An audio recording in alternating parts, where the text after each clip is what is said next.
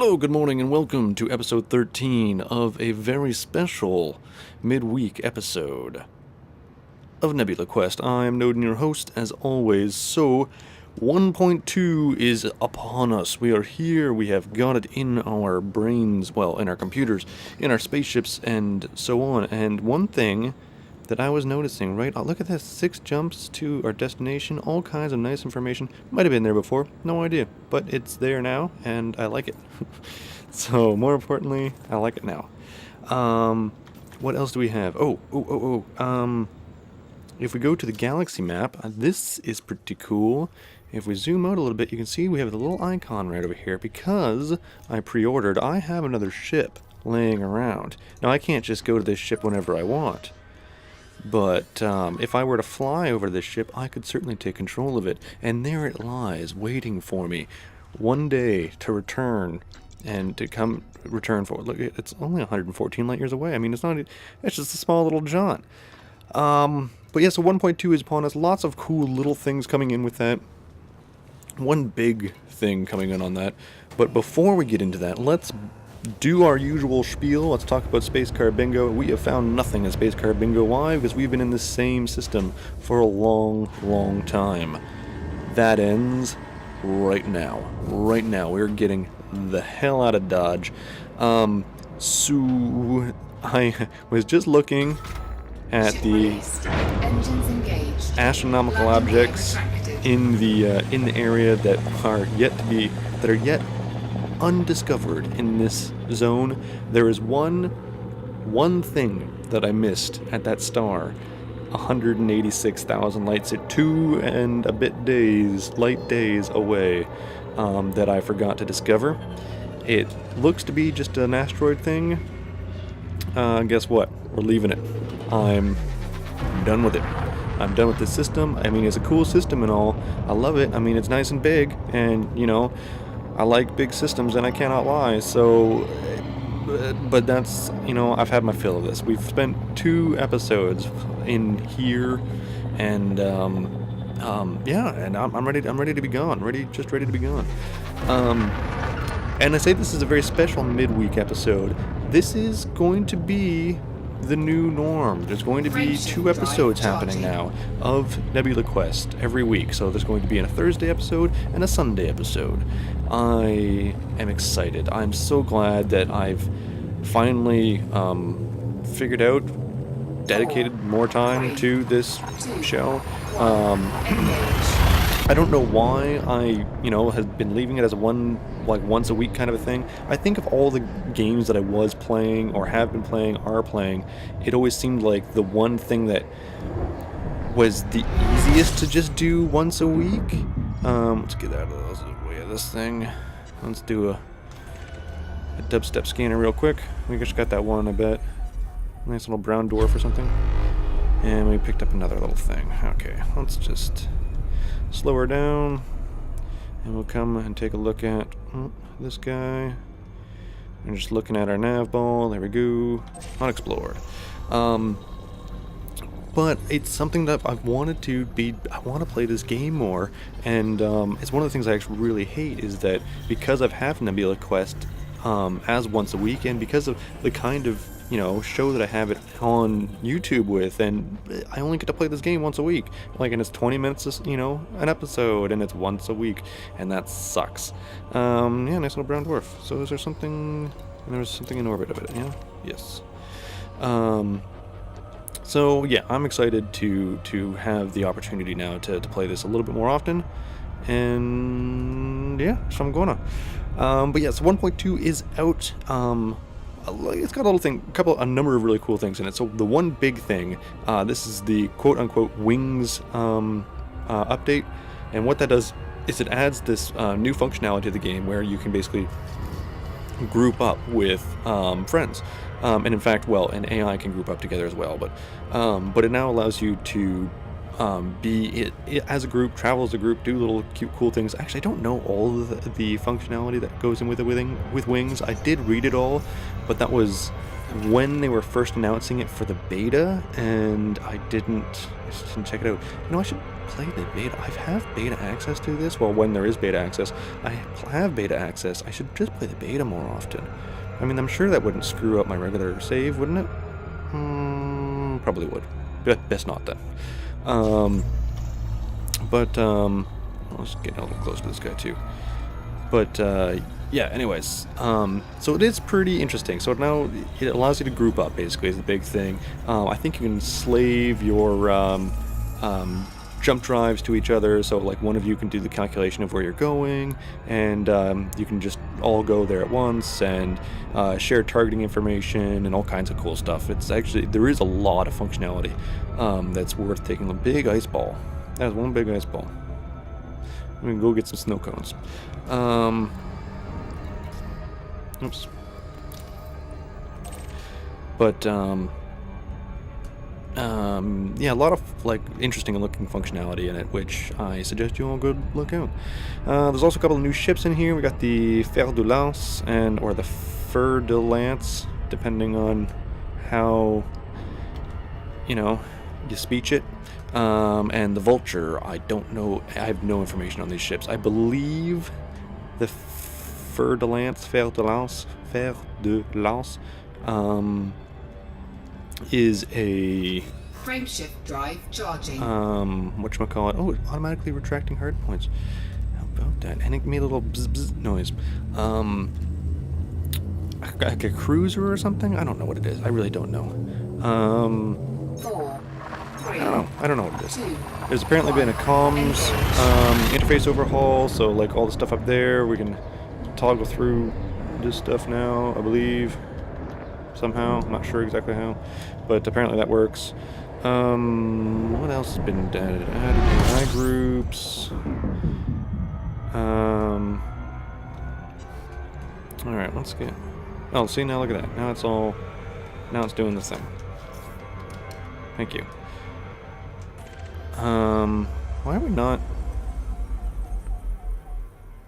scooping fuel?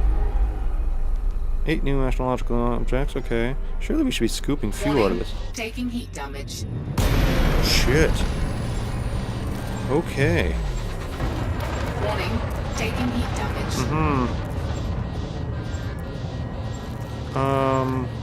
Do I need to be engaging fuel scoops or something now, manually? Is that a thing? Like, it seems to me like that should be just doing it.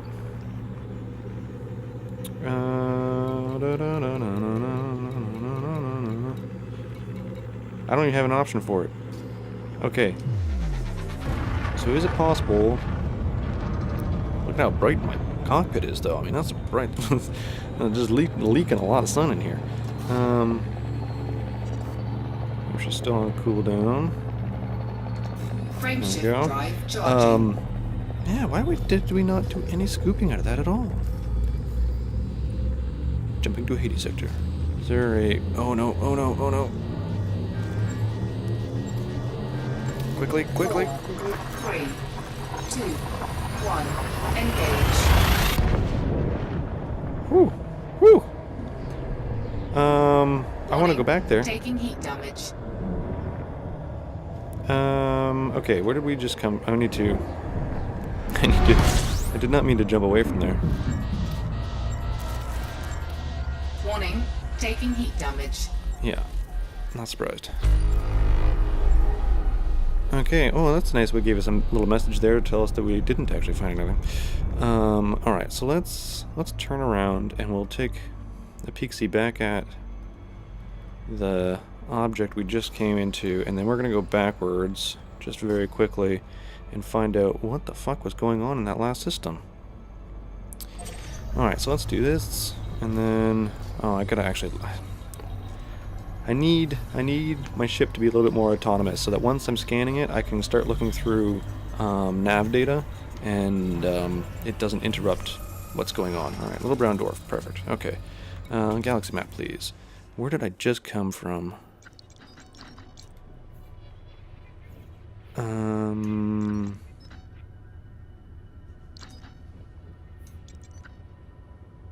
guessing it was this guy right here.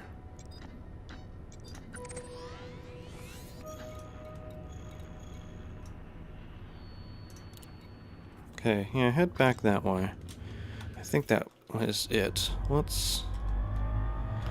I would like to go back that way, please. I want to take a look at that system. That looked like a good system. Alright, and engage jump drive. Charging. Oh, and a flyable debug camera, which we will take a look at in just a moment. Once I am out of hyperspace. This is actually really cool. This gives us an ability to look on the outside of our ship and like watch ourselves flying through the galaxy in a way we have not had before. It's sort of, I think, is a lead up to having the ability to do some third-person camera work, but like, I don't know why we have this quote-unquote... Okay. Okay, I'll stop on the engines, lock onto that sucker. Okay, so this is the thing we found. It's got 8 planets or something in it. So we shouldn't pick up anything. Good. We're still scanning, everything's scanning. Oh, it's a Tauri star. That's why we didn't get anything off of it. Okay. And we got lots of stuff to explore. Okay, let's do that. Oh, it's all this stuff too. There won't be many planetoids, will there? But the real question is what is this stuff going to be made up of? Because I can't imagine it's going to be very rich in anything. Don't know if there's any point in actually looking at these debris fields or not. I suppose we might as well. But it's going to be 8 debris fields. If this thing ever scans... There we go. Belt cluster. No, I'm not interested in scanning 1001 belt. Little belts of junk. Okay, where are we going? This way somewhere? Generally this way. I don't know. It's good. Good couple of jumps there. Okay. Whoops, wrong button again. Alright, let's get out of here. But yeah, and actually one of the cool ones, which I hadn't noticed in the updates before, was they had a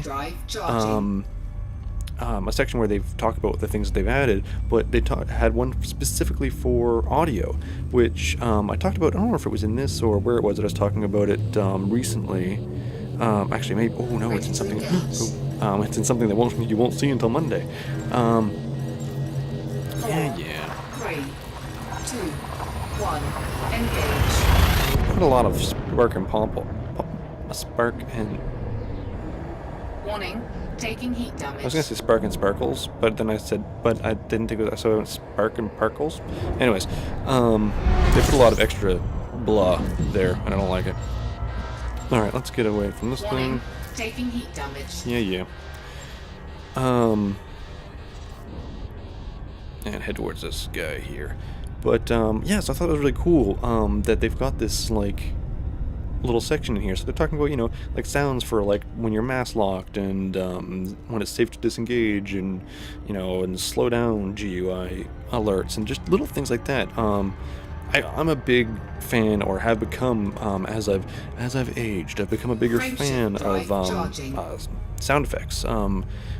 Special effects are very cool, and actually I have some friends who are really into it and do like sort of their own special effects stuff. Nothing big, nothing like Hollywood movies or even like YouTube worthy, but are having a lot of fun just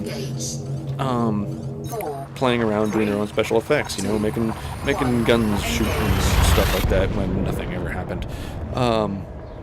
But I've really gotten into recently into sound effects and just really listening to sound effects in movies, and and in games as well, because it's easy in a movie to fuel scooping. Kind of forget. Sorry. Fuel scoop disengaged. It's easy in a movie to kind of forget that fuel scooping. The sounds that you're hearing most often are not, the sounds of what was going on at the time. a lot of that sound is all done, you know, in post or as Foley, and then added in after. So all you hear is what, you know, they want you to hear. So you don't get a lot of all that background noise and things that can, you know, just absolutely ruin a film. And this whole heat thing has been completely redone, man. So now it's like, remember before where it's like, oh, you're good to like 140%. Now you're 100%. That means that's it. You're 100%'s 100%. So look at this, 80%. We're starting to get our warnings. We're doing 24, 22, 24. Did I see 24? 22, 23. Like, we're doing full fuel, and we're barely going over 100. So we're gonna start taking heat damage, and 120. We're gonna start rocking out. That's cool, man. I'm glad that they finally. That makes a little bit more sense now. That makes me happy. All right, so we got a bunch of stuff we can take a look at here. Looks like we actually have a proper planet. Doesn't look like it has any thing around it. So let's lock the star, and we'll just turn around and take a look at it here real quick. I think this is probably, I don't know what this is. It looks kind of small to me. We'll take a look. It's got a couple of planets or something around it.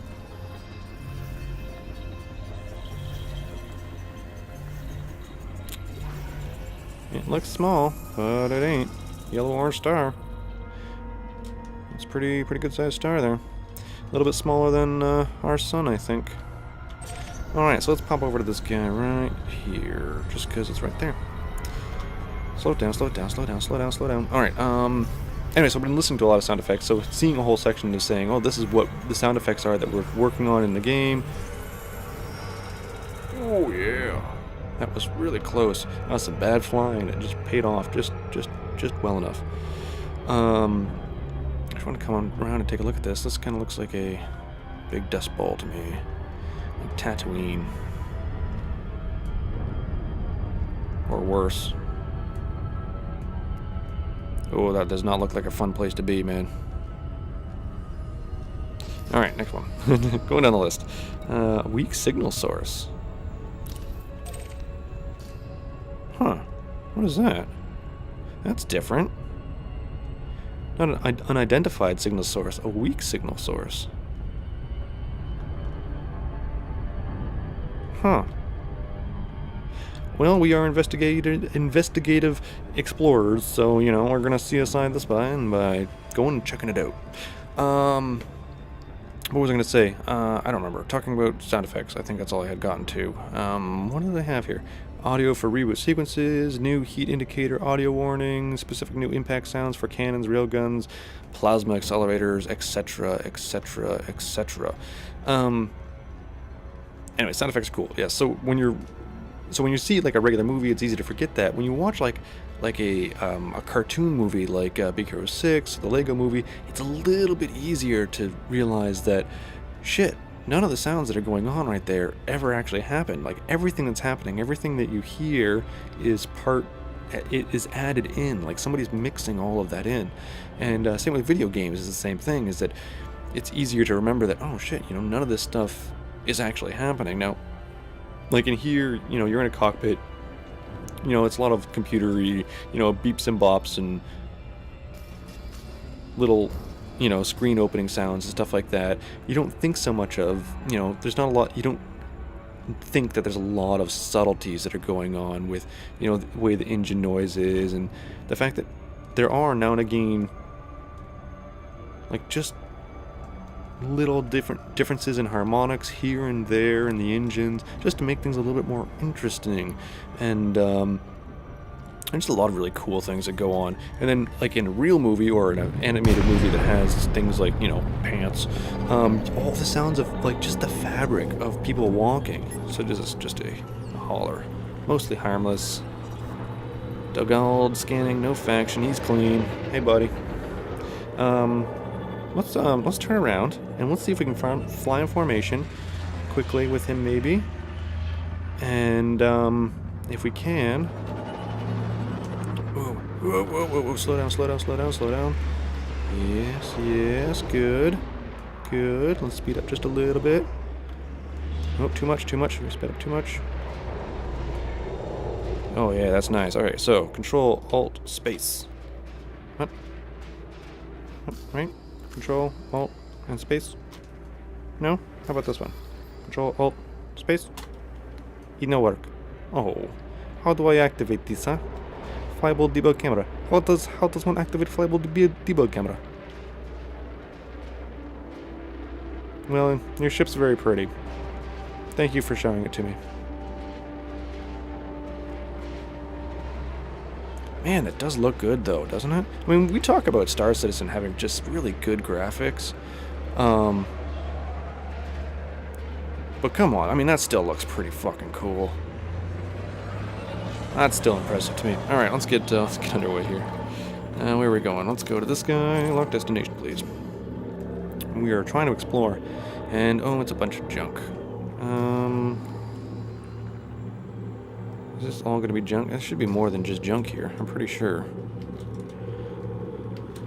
Pretty sure there's supposed to be more than junk here. What was I going to say? I don't know.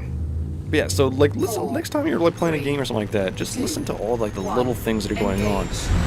Whether it's like background, like street noise, or whether it's like I say, like the sound of like pant material just touching, like rubbing as somebody runs, or the jingle of like straps and things like that on their armor as they're running around. Like all these things have to be built into that environment to make it seem just that little bit more immersive. I mean, you think of things like even Call of Duty and whatnot. I remember when one of the big things that wasn't Call of Duty. One of the ones was Battlefield. I think it was Battlefield was one of the first of the quote unquote big like shooters to do this. I don't know this for a fact. I'm just stating it. Was that there was a huge difference in the sounds of the gunshots between when you were outside or when you were inside, just as there are in real life. Because in real life, you shoot a gun outside and the sound, the sound wave permeates throughout, like, the environment, and it bounces off some things, whatever, like maybe a distant building or something like that. But for the most part, it just continues on its way. But when you're inside, with everything so close like that, the echo comes back to you, literally an echo, comes back to you so quickly that it completely changes the sound of the gun, and plus the gun also sounds louder, and different things like that, actually, and shooting guns indoors, seriously, fuck up your hearing, because it actually is louder, because you're getting that amplification, or that reverb kind of happening right back at you all the time. It's like somebody shooting a gun into your ear, sound-wise, not bullet-wise. Alrighty. But yeah, so like that was a big thing that kind of, when that came out and people went, oh wow, like listen to this, that was amazing. This is like, people are like, oh, the sound design. It's like, you know what, like, yeah, it's cool that they're putting that in, but they had already put in so much stuff, and now when you listen to these games, when you listen to like Call of Duty or Battlefield or anything like that, the amount of amazing sound effects that go into this game to just increase your immersion in just that little tiny bit on things that you would never notice. Like you got like weapon handling noises and things like that. Which is one thing, like, you go, okay, like you need to know how it make a good sound for when it, when you cock it back, you should get that good sound, with the shotgun or whatever it is that you're meant to be doing. And but that's like the small side of it. I mean, one of the biggest noises that you need are just handling noises, just the sound of hands on that like metal and polymer and rubber, and just like I got a remote control, but just like this sound. I don't even know if my mic is picking that up. I can hear it in my headphones, but I don't know if it'll come through on the recording. But just that noise, so that every time you go to grab your remote control or something like that, like that's all something that has to be designed into, a video game, into an animated movie, whenever you're doing anything like that.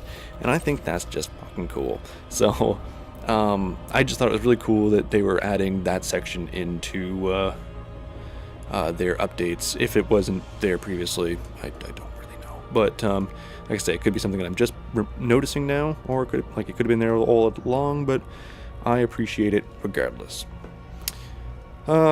And we are starting to run a little bit long, but we will have one more little bit of news before we leave, is that more Elite Dangerous news, because, you know, there's more. This news is a little bit older, but still very cool, and very short, so, you know, perfect. Is that Elite Dangerous is going to be coming out on Xbox One and Mac. No news on PlayStation, as of yet, but certainly Xbox One and Mac. They don't have a date for either of those. There is like a place where you can sign up and they'll like email you or whatever it is they do when they've got a date more set. But it's very cool that, you know, you're going to be able to play this game which on multiple platforms. But the best part, and the thing that everybody wants to know and hear about, is the fact that the Xbox One and the Mac versions will be playing in this exact same universe. So they will be interacting with people who are playing on Windows-based PCs. So everybody will be interacting with the same universe, and that is fucking cool.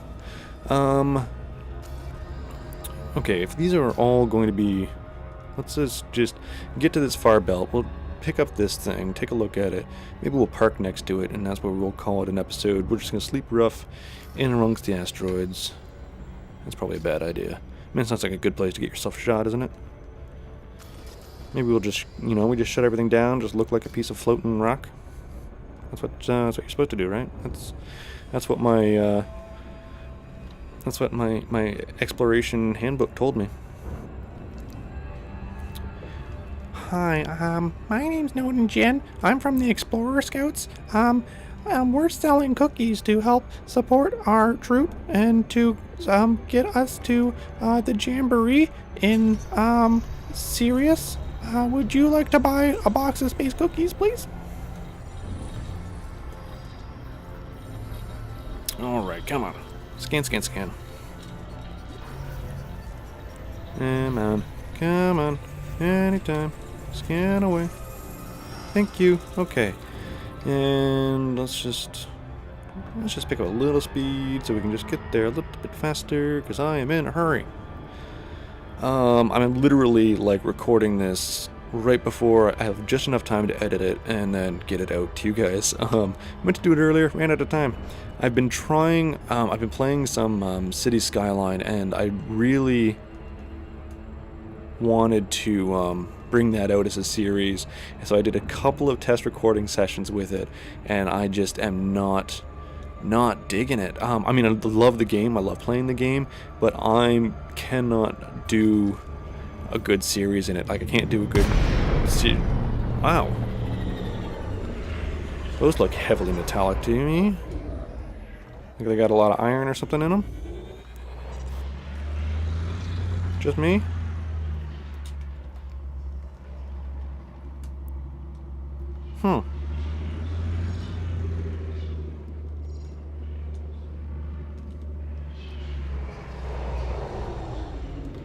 Those look like they're probably worth something.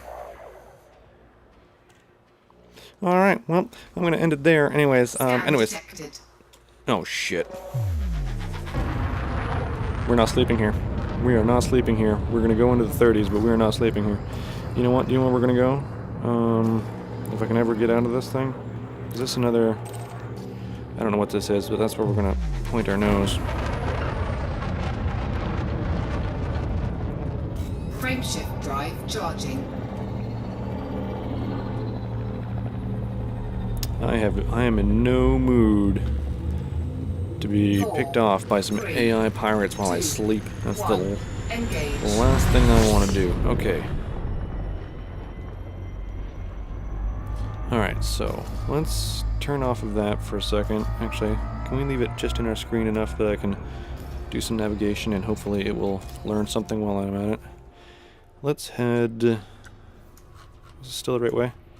This is how I check my direction. This is how we're doing navigation in space right now.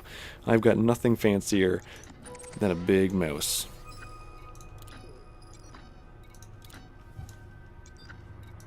There we go. That'll do. Just get me to the next spot, please. I just need a jump. I just want somewhere to fall asleep. Frameshift drive charging. Indeed. Yeah, so I tried, like I said, twice to get a good episode of that kind of going, and I don't know what it is. I can't. One. Engage. It's just not enough to be kind of like excited or expressive or cool about with it. I don't know. It's an amazingly fun game, but you just sit there going, okay, well, we're gonna just put a road here, and then we'll make that residential, and then oh, they need water, so let's just hook up the water. And I just felt like, it felt like what's that show where that guy, that old show where the guy was always painting stuff. Okay, that's good enough, okay, for me. Let's just slow right down here, and we will point at this nice big brown dwarf. It looks like a brown dwarf, if I can ever figure out where I put it. And there it is. Wow. Frameshift drive No. charging. Isn't that awfully purple to you? And awfully small? It's just like a very, very dark, like, brown dwarf. Go through, yeah, coming in brown dwarf. Huh. It's just very little. But, alright, so let's, jump out of hyperspace here, and we can just hang out here for a minute, and, relax, because this is where we're going to call it. Yeah, I tried to do it, and it was just, I was just sitting there going like, and we're just going to paint a nice little mountain range here. And that's pretty much how it felt like every time I tried to do it. So, unfortunately, I won't be playing City Skylines on the channel, but on the plus side, get 2 episodes of Nebula Quest a week. So who can complain about that? Not me. I'm loving it. So we will see you guys on Sunday for episode 14, but until then, ciao, I love you. Good night.